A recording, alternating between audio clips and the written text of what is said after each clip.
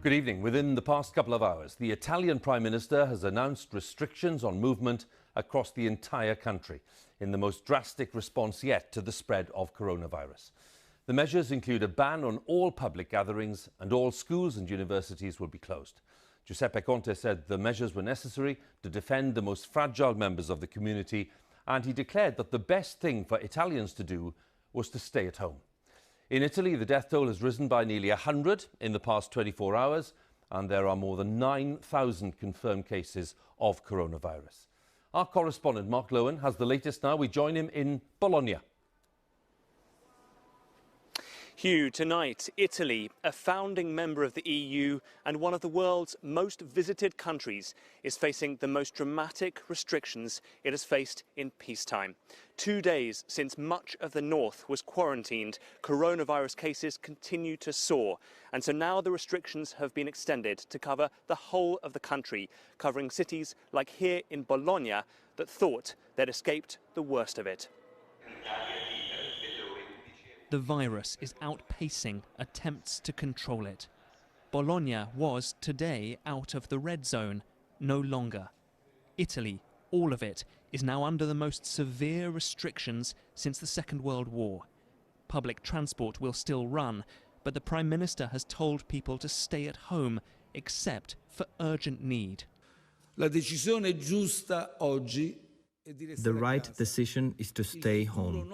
Our future is in our hands. We must be responsible.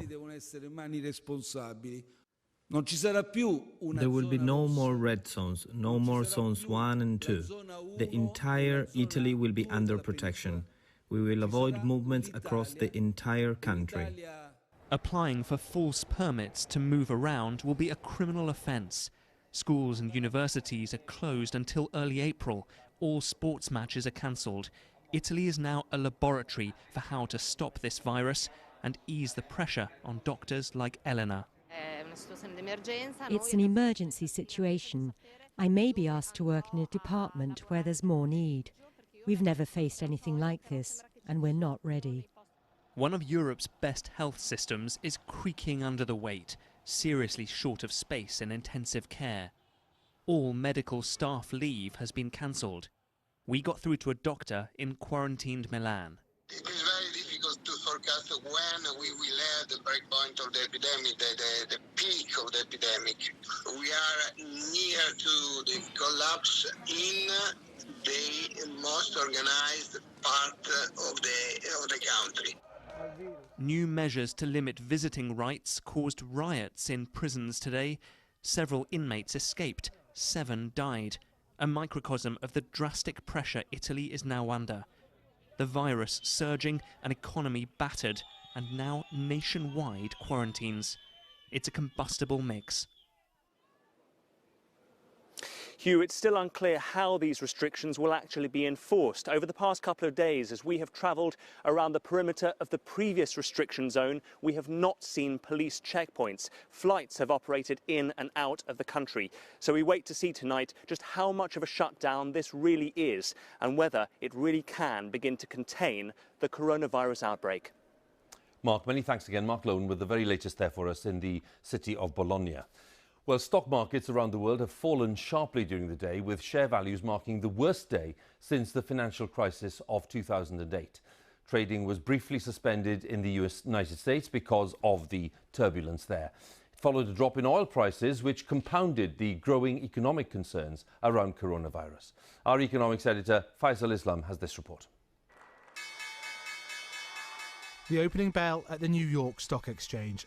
The smiles didn't last. Trading having to be halted after just 4 minutes, in which time the Dow Jones index tumbled 7%, or nearly 2,000 points. A market that's full of anxiety about the potential economic global slowdown due to the virus, which I don't even think we've seen yet, and you end up with a perfect storm. That's what we have in there today. It was part of the knock-on effect of the global spread of coronavirus to 100 countries around the world. Global falls started in Asia, spreading to Europe, where Italian markets slumped 11% today, German markets were down 8%, and in the UK the FTSE 100 also tumbled 8%, the sharpest fall since the financial crisis a decade ago. these extraordinary moves in global stock markets matter not just because of the impact on your pensions and investments. There are impacts on government budgets and business spending too. There were also historic moves in connected markets such as oil and in government borrowing too.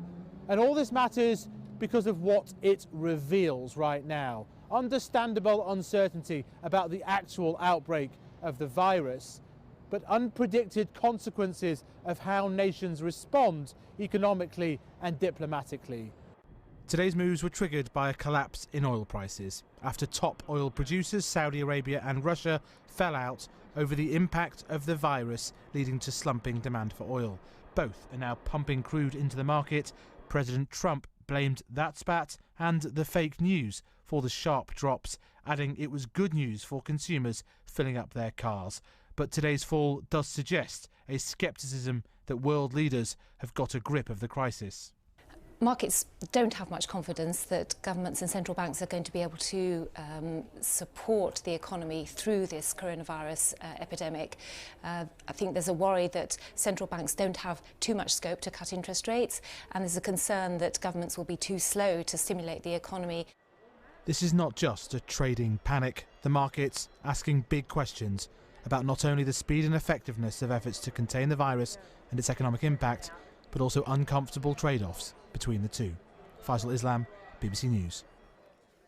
Well, earlier this evening, Israel announced that all travellers entering the country would be required to quarantine themselves for 2 weeks to try to limit the spread of coronavirus. The Israeli leader, Benjamin Netanyahu, said that it was a difficult decision, but the measure was essential to safeguard public health, he said, and the decision will apply to foreign citizens from Thursday. Here in the UK, a fifth person has died of coronavirus on the day the government outlined the latest stage of its response to the crisis. The chief medical advisor for England warned that anyone showing even minor signs of respiratory tract infections or a fever will soon be told to isolate themselves for 7 days. It's the next stage of tackling the outbreak, which is set to spread in a significant way within the coming fortnight. As of today, there were 319 confirmed cases in the UK. Almost 25,000 people have been tested so far. Our health editor, Hugh Pym, has the latest. Tonight's message from Downing Street: events may be moving fast, but they're taking their time, working out the right types of intervention to be used to try to stem the tide of the coronavirus. While it's absolutely critical in managing the spread of this virus, that we take the right decisions at the right time based on the latest and best evidence. So we mustn't do things which have no or limited medical benefit, nor things which could turn out actually to be counterproductive. But officials announced one significant change to advice likely in the near future. We are now very close to the time, probably within the next 10 to 14 days, when the modelling would imply we should move to a situation where we say everybody who has even minor respiratory tract infections or a fever should be self-isolating for 7 days afterwards. 2 more patients in the UK have died with the coronavirus, one in their 70s at New Cross Hospital, part of the Royal Wolverhampton Trust, the other an individual at the Epsom and St Helier Trust. Both had underlying health problems. Elsewhere in Europe, Italy faces a huge challenge, with the whole country now effectively under quarantine. But other countries have seen a surge in case numbers. In France, there have been more than 1,200, with 19 deaths. There's now a ban on all gatherings of more than 1,000 people. In Germany, case numbers are above 1,100 and 2 have died. The government's also considering stopping large public events. Spain has seen nearly 980 cases and 25 deaths. Madrid's authorities have closed schools and universities for 2 weeks. One expert told me she thought the UK's response, without any such bans or closures, was well judged so far, but the European figures could be a sign of troubled times ahead. These are countries that we would anticipate as being able to contain a virus like this, or at least this kind of spread of infection. So it is concerning that they've struggled to do it, and I think it suggests that once there is the development of ongoing person-to-person transmission within a country, it becomes much harder to stem the tide of this infection. Off the Californian coast, a cruise ship carrying some people who've tested positive for the virus headed for port. The mood of more than 140 British passengers and crew was much improved. They've been told they'll be tested, and if there are no symptoms, will be allowed to board a special flight set to get them back to the UK on Wednesday. Hugh Pym, BBC News.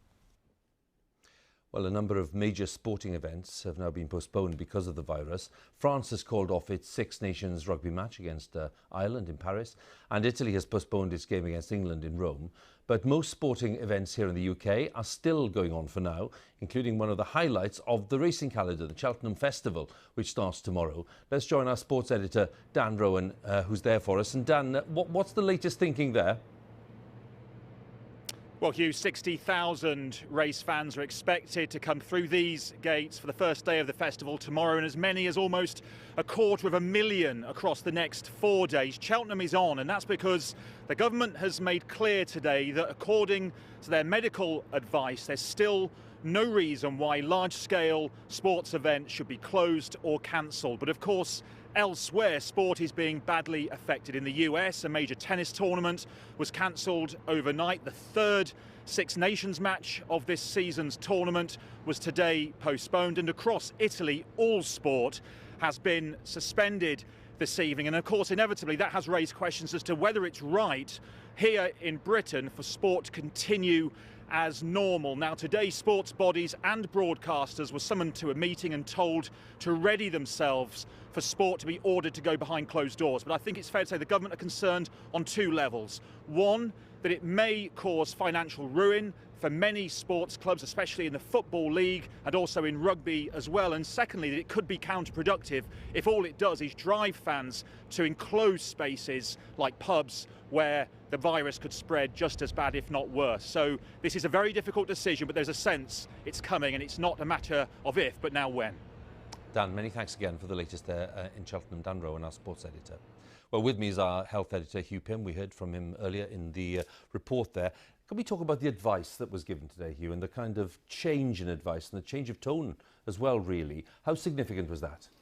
Well, Hugh, potentially significant. Right now, the position is only if you come back from one of the worst affected countries on the list and develop symptoms, do you then self-isolate and contact 111. Now, Chris Whitty, the Chief Medical Advisor, has said within a couple of weeks, it's very probable we'll move to a different set of guidelines for anybody with these symptoms, no matter where they've been, for example, a dry cough, a cold, a temperature, to go and self-isolate. Now, that change, I think, is significant because it's saying that they expect coronavirus cases to carry on rising, seasonal flu to fall away. So you might as well get everyone to self-isolate for 7 days after the first appearance of these symptoms. Tonight, obviously, we've been talking about Italy and the drastic measures announced there by the Prime Minister earlier this evening. Boris Johnson was asked very pointedly earlier today, you know, there are countries taking very, very rigorous measures. Why aren't we? Now, what is the answer they're giving you to that? Well, very dramatic move in Italy. The British government position is, and of course there are far fewer cases here so far, is that different countries will do this in different ways. Right now they're weighing up the social cost of big interventions and the timing. There's no point going too early with bans. You can't then take it off the table if it doesn't work to begin with and you lose public confidence. So they're weighing all that up, but I do sense that we're not that far off from some sort of announcements of interventions to try to stem the growth of this virus. Hugh, once again, thanks very much. Hugh Pym, our health editor there.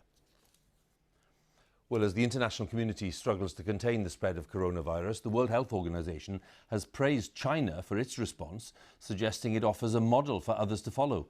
But inside China, there's anger over the way that the authorities have handled the outbreak, with censorship being stepped up, the very approach that experts say helped to accelerate the spread in the first place. Our correspondent, John Sudworth, has more details. In this message, a medic complains about the quality of protective equipment. The video's now been blocked on the Chinese internet. This one's been taken down too, a daughter crying out for her dead mother. Ever since China silenced Dr. Li Wenliang, who tried to warn about the dangers of the virus and later died from it, the censorship has been increasing. The WHO asks these questions. But the World Health Organization insists it's not its place to criticize. We are epidemiologists, not litigators. We know that the country has identified that there were shortcomings. It is not WHO's role at this stage. Our role is to really help with the positive lessons of moving forward. In China, focusing on anything other than the positive can be dangerous. This reporter records a few final words before opening the door to the police. Li Zihua was detained, it seems, for trying to report independently about the virus.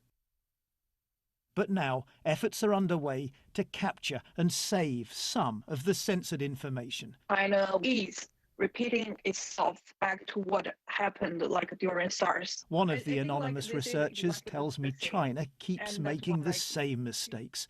During the SARS virus in 2002, censorship was also rife. They were trying to hide the information, and that's why people lost lives. China wants the world to focus not on how censorship may have cost lives, but on the strengths of a system that has now brought the epidemic under control. And the WHO seems to agree. What do you think of the criticism that China's political and economic clout makes it very difficult for the WHO to criticize? There is a large epidemic happening. We have seen how, through a concerted national effort at the top level of government, has flattened that epidemic and gained the time for other countries to learn those lessons and not to have to face that same issue. Some Chinese citizens are unconvinced that anyone should feel grateful for the efforts of the party. A point being made by the professor in this video. It's been blocked. John Sudworth, BBC News, Beijing. And you can keep up to date with all the developments concerning the coronavirus outbreak, including the symptoms to look out for and lots of background and scientific expertise as well on the BBC News app and on our website bbc.co.uk.